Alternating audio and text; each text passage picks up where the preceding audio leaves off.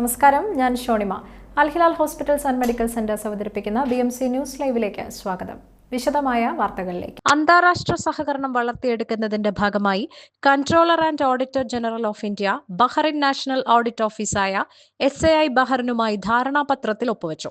Audit പ്രവർത്തന മേഖലകളിൽ പരസ്പര സഹകരണം വർദ്ധിപ്പിക്കാനും ഇരു രാജ്യങ്ങളിലെയും സ്റ്റാഫ് അംഗങ്ങളുടെ പ്രൊഫഷണൽ കഴിവുകൾ വികസിപ്പിക്കാനും ഈ ധാരണാപത്രത്തിലൂടെ ലക്ഷ്യമിടുന്നു.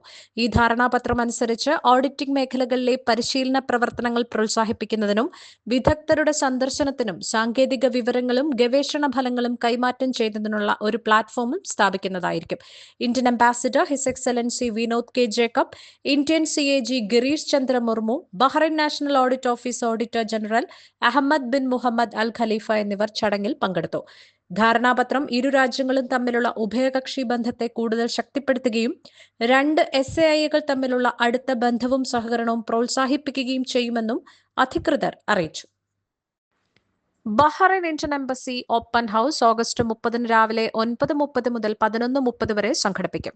പ്രവാസി ഇന്ത്യക്കാരുടെ വിവിധ തൊഴിൽ കോൺസുലാർ പരാതികളിൽ പരിഹാരം കാണുന്നതിനായാണ് ഓപ്പൺ ഹൌസ് എംബസി നടത്തുന്നത്. ഇന്ത്യൻ സ്ഥാനപതി ഹിസ് എക്സലൻസി വിനോദ് കെ ജേക്കബിന് പുറമെ കോൺസുലാർ ടീമും അഭിഭാഷക പാനലും ഓപ്പൺ ഹൌസിൽ പങ്കെടുക്കുന്നതാണ്. ഓപ്പൺ ഹൌസിൽ പങ്കെടുക്കാൻ ആഗ്രഹിക്കുന്ന ഇന്ത്യൻ പൗരന്മാർക്ക് മുൻകൂട്ടി അപ്പോയിന്റ്മെന്റ് ഇല്ലാതെ തന്നെ രാവിലെ 9 മണിക്ക് എംബസിയിൽ എത്താവുന്നതാണ്. IYCC ബഹ്റൈൻ 2024-25 കാലഘട്ട ഏരിയ കൺവെൻഷനുകൾക്ക് തുടക്കം കുറിച്ചുകൊണ്ടുള്ള മൂന്നാമത്തെ area കൺവെൻഷനും Rajeev Gandhi ജന്മദിനാഘോഷവും Gudaibiya ഹൂറ area കമ്മിറ്റിയുടെ ആഭിമുഖ്യത്തിൽ സദ്ഭാവന ദിവസ് എന്ന പേരിൽ സംഘടിപ്പിക്കും. ഗുദൈബിയ ചായക്കട റെസ്റ്റോറന്റ് ഹാളിൽ ഓഗസ്റ്റ് 29 വ്യാഴാഴ്ച വൈകിട്ട് 7:30 പരിപാടി നടക്കുക. പുതിയ അംഗങ്ങൾക്കുള്ള മെമ്പർഷിപ്പ് വിതരണവും നടത്തപ്പെടുന്ന ഏരിയ കൺവെൻഷനിലും രാജീവ് ഗാന്ധി ജന്മദിനാഘോഷത്തിലും IYCC ദേശീയ ഭാരവാഹികൾ അടക്കമുള്ളവർ പങ്കെടുക്കും. പരിപാടിയിലേക്ക് ഏവരെയും ക്ഷണിക്കുന്നതായും IYCC ബഹ്റിനുമായി ബന്ധപ്പെട്ട് പ്രവർത്തിക്കാൻ താൽപര്യമുള്ള ഗുദൈബിയ ഹൂറ ഏരിയകളിലെ കോൺഗ്രസ് അനുഭാവികൾക്ക് 39162524 അല്ലെങ്കിൽ 37790277 എന്നീ നമ്പറുകളിൽ ബന്ധപ്പെടാമെന്നും IYCC area president Sajil Kumar, secretary Saiju Sebastian എന്നിവർ അറിയിച്ചു.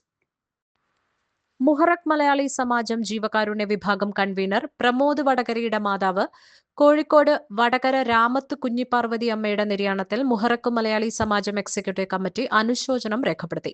പ്രമോദ് വടകരയുടെയും കുടുംബത്തിന്റെയും ദുഃഖത്തിൽ പങ്കുചേരുന്നതായും MMS ഭാരവാഹികൾ അറിയിച്ചു. വയനാട് ഉരുൾപൊട്ടൽ പുനരധിവാസത്തിന് കേന്ദ്ര പാക്കേജ് ഉറപ്പു നൽകി പ്രധാനമന്ത്രി നരേന്ദ്രമോദി. മുഖ്യമന്ത്രി പിണറായി വിജയനുമായി നടത്തിയ കൂടിക്കാഴ്ചയിലാണ് ഉറപ്പു നൽകിയത്. വയനാട്ടിലെ സ്ഥിതിഗതികൾ വിശദീകരിച്ച മുഖ്യമന്ത്രി കേന്ദ്ര സഹായം അഭ്യർത്ഥിച്ചിട്ടുള്ള നിവേദനവും സമർപ്പിച്ചു.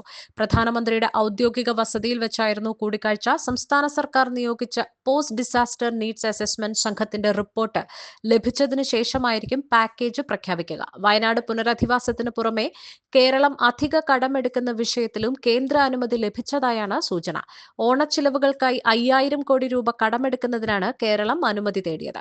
അടുത്ത ദിവസം തിരുവനന്തപുരത്ത് നടക്കുന്ന അവലോകന യോഗത്തിൽ കേന്ദ്രത്തിൽ നിന്ന് ലഭിച്ച ഉറപ്പുകൾ സംബന്ധിച്ച കാര്യം മുഖ്യമന്ത്രി അറിയിക്കും. പ്രധാനമന്ത്രിയുടെ വസതിയിൽ അരമണിക്കൂറോളമാണ് ഇരുവരും ചർച്ച നടത്തിയത്. പത്മനാഭസ്വാമിയുടെ ശില്പം മുഖ്യമന്ത്രി പ്രധാനമന്ത്രിക്ക് സമ്മാനിച്ചു. ചൂരൽമല മുണ്ടക്കൈ പ്രദേശത്തുണ്ടായ ഉരുൾപൊട്ടലിൽ മരിച്ച 36 പേരെ DNA പരിശോധനയിലൂടെ തിരിച്ചറിഞ്ഞു. 17 മൃതദേഹങ്ങളും 56 ശരീരഭാഗങ്ങളും ഉൾപ്പെടെ 73 സാമ്പിളുകളാണ് രക്തബന്ധുക്കളിൽ നിന്ന് ശേഖരിച്ച DNA സാമ്പിളുമായി യോജിച്ചത്. കണ്ണൂർ ഫോറൻസിക് സയൻസ് ലബോറട്ടറിയിലാണ് പരിശോധന നടത്തിയത്. ജില്ലാ ഭരണകൂടമാണ് ഇത് സംബന്ധിച്ചുള്ള കണക്കുകൾ പുറത്തുവിട്ടത്. DNA പരിശോധനയിൽ തിരിച്ചറിയപ്പെട്ട മൃതദേഹങ്ങളും ശരീരഭാഗങ്ങളും വിട്ടുനൽകും. ഇതിനായി മാനന്തവാടി സബ് കളക്ടർക്ക് വിശദാംശങ്ങൾ നൽകിയാൽ അവ പുറത്തെടുക്കുന്നതിനും കൈമാറുന്നതിനും സൗകര്യമൊരുക്കുമെന്ന് ജില്ലാ ഭരണകൂടം അറിയിച്ചിട്ടുണ്ട്. പുത്തുമലയിലാണ് തിരിച്ചറിയാനാകാത്ത മൃതദേഹങ്ങൾ സംസ്കരിച്ചിരിക്കുന്നത്. ഒരാളുടെ തന്നെ ഒന്നിൽ കൂടുതൽ ശരീരഭാഗങ്ങൾ ലഭിച്ചതായും പരിശോധനയിൽ കണ്ടെത്തി. തിരിച്ചറിയാനാകാത്ത മൃതദേഹങ്ങളും ശരീരഭാഗങ്ങളും പ്രത്യേക തിരിച്ചറിയൽ നമ്പർ നൽകിയാണ് സംസ്കരിച്ചത്. ഇതിനാൽ തന്നെ തിരിച്ചറിഞ്ഞവ ഈ നമ്പർ നോക്കി ബന്ധുക്കൾക്ക് വിട്ടു നൽകാനാകും. മൃതദേഹങ്ങളും ശരീരഭാഗങ്ങളും നിലവിൽ സംസ്കരിച്ച സ്ഥലത്ത് തുടരാൻ ആഗ്രഹിക്കുന്ന ബന്ധുക്കൾക്ക് അതിനുള്ള സൗകര്യവും ചെയ്യുമെന്ന് അധികൃതർ അറിയിച്ചു. താരസംഘടന അമ്മയുടെ ഭരണസമിതി രാജിയിലും ഹേമ കമ്മിറ്റി റിപ്പോർട്ടിന്റെ അടിസ്ഥാനത്തിൽ ഉയർന്ന ആരോപണങ്ങളിലും പ്രതികരണവുമായി ഫെഫ്ക. അമ്മ എക്സിക്യൂട്ടീവ് രാജി സംഘടനയെ നവീകരിക്കുന്നതിന്റെ തുടക്കമാകട്ടെ എന്ന് ഫെഫ്ക പറഞ്ഞു. ലൈംഗികാതിക്രമം നടത്തിയതായി പരാമർശമുള്ള മുഴുവൻ ആളുകളുടെയും പേര് പുറത്തുവരട്ടെയെന്നും ഹൈക്കോടതിയുടെ പരിഗണനയിലായതിനാൽ കൂടുതൽ പറയുന്നത് ഉചിതമല്ലെന്നും ഫെഫ്ക പ്രതികരിച്ചു. അതിജീവിതമാർക്ക് നിയമസഹായം നൽകും. ഇതിന് കോർ കമ്മിറ്റിക്ക് ചുമതല നൽകുമെന്നും ഫെഫ്ക അറിയിച്ചു. ക്ലിനിക്കൽ സൈക്കോളജിസ്റ്റിന്റെ സേവനം ലഭ്യമാക്കും. സംഘടനയിൽ കുറ്റാരോപിതരുണ്ടെങ്കിൽ വലിപ്പച്ചെറുപ്പമില്ലാതെ നടപടി സ്വീകരിക്കും. ഹേമ കമ്മിറ്റി റിപ്പോർട്ട് സിനിമാ ചരിത്രത്തിലെ ഏറ്റവും പ്രധാന മാർഗരേഖയാണ്. ഫെഫ്കയിലെ അംഗസംഘടനകളുടെ യോഗം സെപ്റ്റംബർ 2, 3, 4 തീയതികളിൽ ചേരും. ഹേമ കമ്മിറ്റി റിപ്പോർട്ടിൽ തുടർ ചർച്ചകൾക്കായാണ് യോഗം ചേരുക. അപക്വവും വൈകാരികവുമായ പ്രതികരണങ്ങളല്ല വേണ്ടതെന്നും റിപ്പോർട്ട് സമഗ്രമായി വിലയിരുത്തുന്നതിനാണ് യോഗമെന്നും ഫെഫ്ക അറിയിച്ചു. യുവനടിയുടെ പരാതിയിൽ നടൻ സിദ്ദിഖിനെതിരെ കേസെടുത്തു. ബലാത്സംഗം, ഭീഷണിപ്പെടുത്തൽ തുടങ്ങിയവ ചുമത്തിയാണ് കേസ്. മ്യൂസിയം പോലീസാണ് കേസെടുത്തിരിക്കുന്നത്. കേസ് പ്രത്യേക സംഘത്തിന് ഉടൻ കൈമാറും. കഴിഞ്ഞ ദിവസമാണ് സിദ്ദിഖിനെതിരായ ആരോപണത്തിൽ നടി പരാതി നൽകിയത്. ആരോപണത്തിനു പിന്നാലെ സിദ്ദിഖ് അമ്മ ജനറൽ സെക്രട്ടറി സ്ഥാനത്ത് നിന്നും രാജിവെച്ചിരുന്നു. ആരോപണത്തിൽ നടിക്കെതിരെയും സിദ്ദിഖ് പരാതി നൽകിയിട്ടുണ്ട്. ആരോപണങ്ങൾക്ക് പിന്നിൽ നിക്ഷിപ്ത താൽപര്യമാണെന്നും പരാതിയിൽ സിദ്ദിഖ് ആരോപിച്ചിരുന്നു.